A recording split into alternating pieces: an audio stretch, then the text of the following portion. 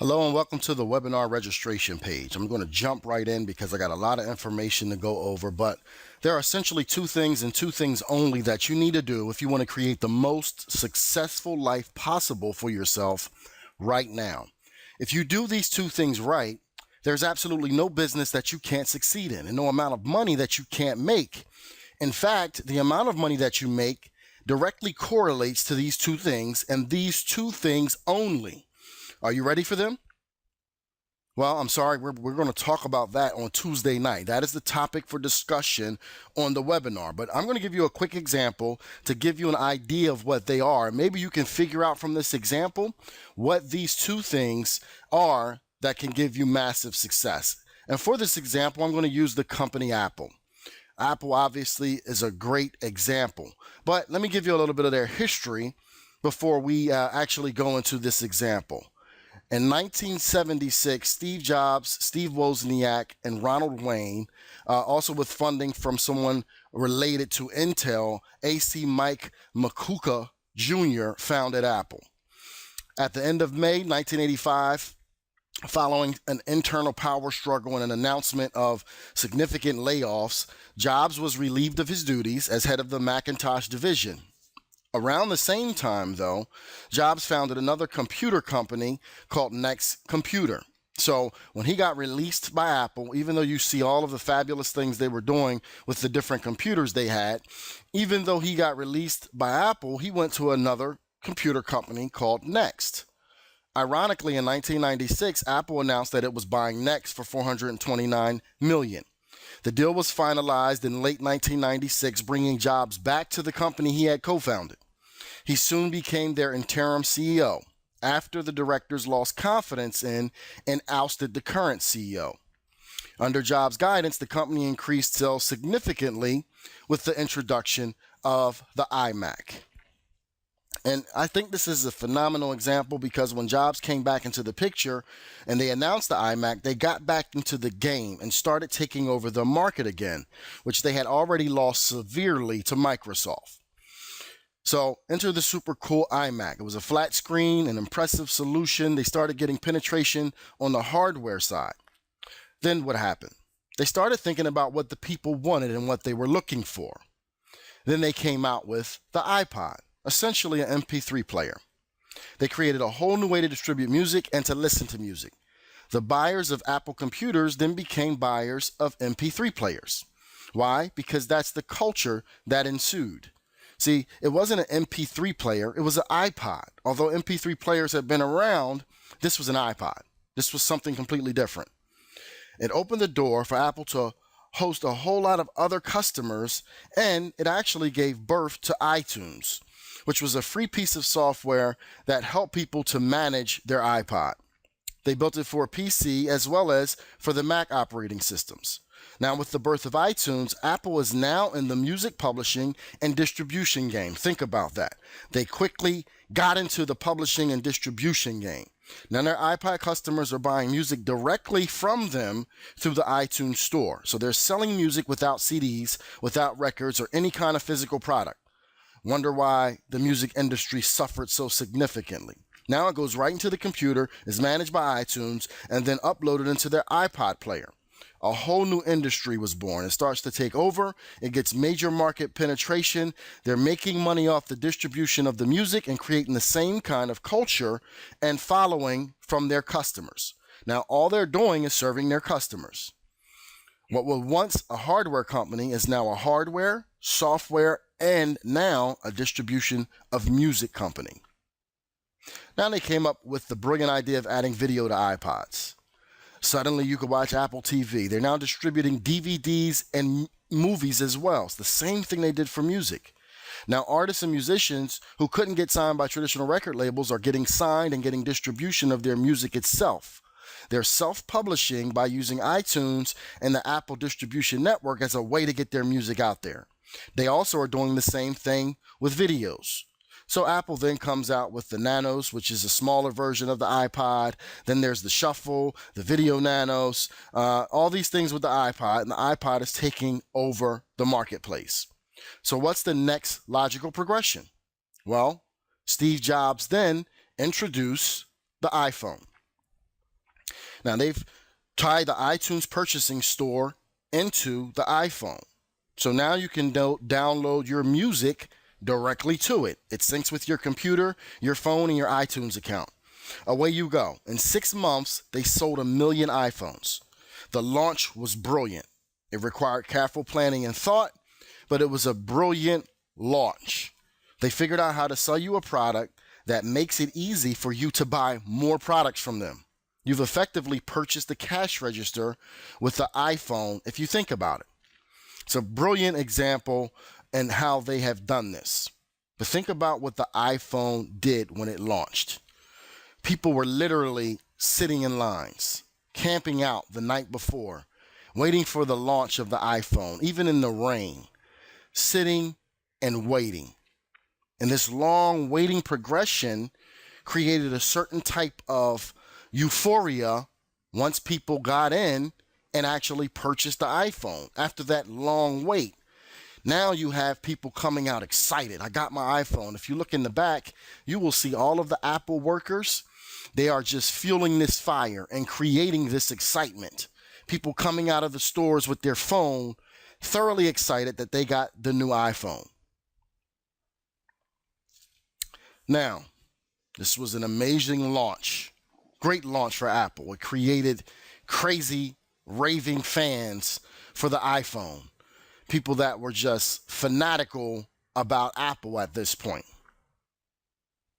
So, definitely a brilliant example of how to do a great launch.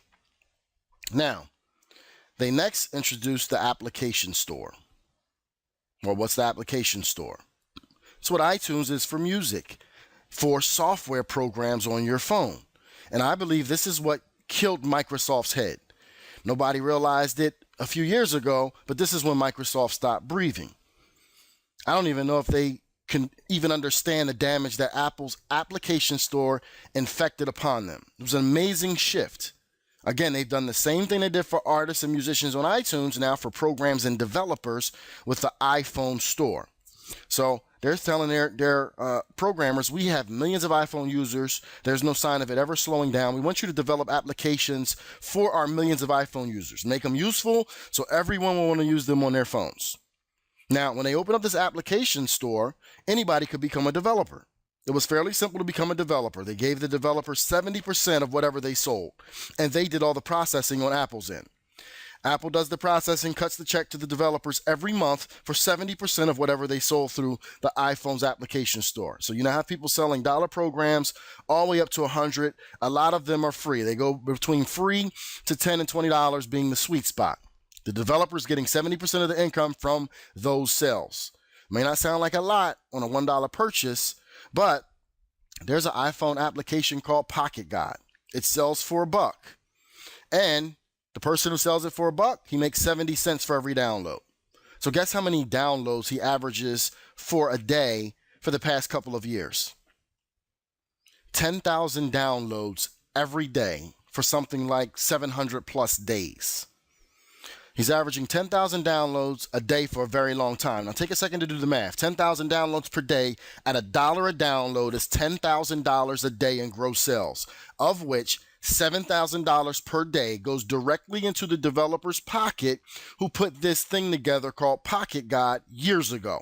Probably took him a couple of months to program it, and he's still getting paid every day. And that's just one example of one application. Now, there's millions of applications in the stores. They've made millions off of the iPhone, the iPod, the iPad, but they've made billions off of these applications.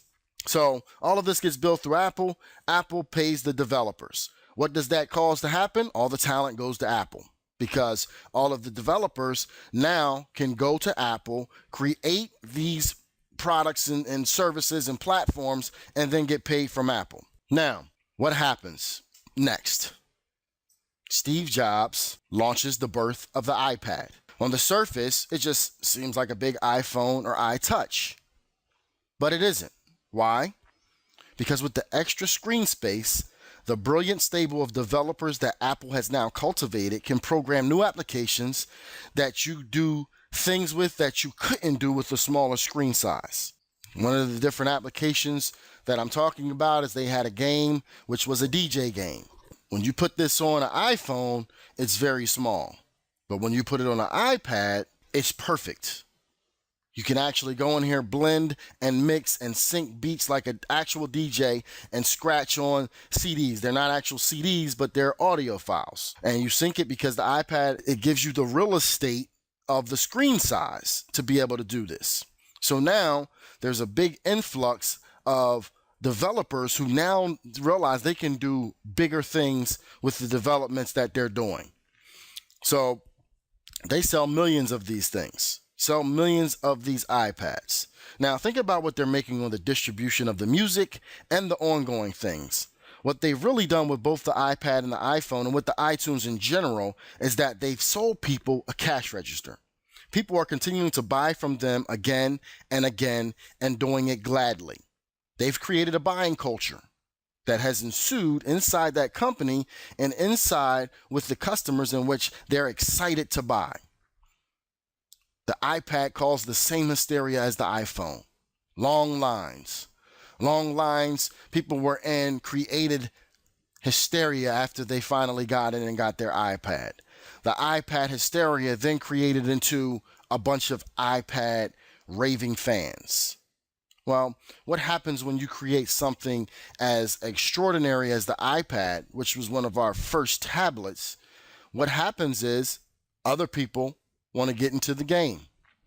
So one of the ones that got into the game was the Amazon Kindle. The Amazon Kindle came out.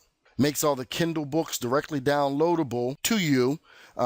It cost about $400 or $500, and you could get an iPad for the same price, $400 or $500. Well, guess what Apple did? Apple made a Kindle application, in effect stamping out the Kindle. Now you can download all your Kindle books directly to your iPad through this Kindle application. It's unbelievable what they've done. They've learned from their original mistake when they lost the marketplace to Microsoft years ago, and now their platform is semi-open source, which is brilliant. They didn't make the operating system as an open source, but the application store is open source. This means anyone can plug into it, put anything they want in there, and get paid, and let the marketplace decide. I think you're going to see products for 10 or 15 years to come that are going to blow people away as a result of being really in tune with what the customer wants by being able to give it to them and then being able to provide them with the right tools. I think what Apple is doing is extraordinary. Of course, you had, after the iPad 2. So think back to the process of what they're doing. They had the iPod come out. The iPod is updated maybe once a year. The iPhone came out. The iPhone, at some point, kind of made the iPod obsolete. People still have iPods, Nanos, and Shuffles, but now the iPhone is what they are updating every year. They not only update the software on the phone so many times during the course of the year, but they update the hardware at least once, if not twice a year. It's amazing what they're doing. And what this has translated into for Apple and for Steve Jobs is a cash register. People excited about spending their money. You don't see any buyer's remorse with these people running to get the new phones. In fact, I had a partner say to me not too long ago, she had the iPhone 5, and she said the iPhone 5S is getting ready to come out.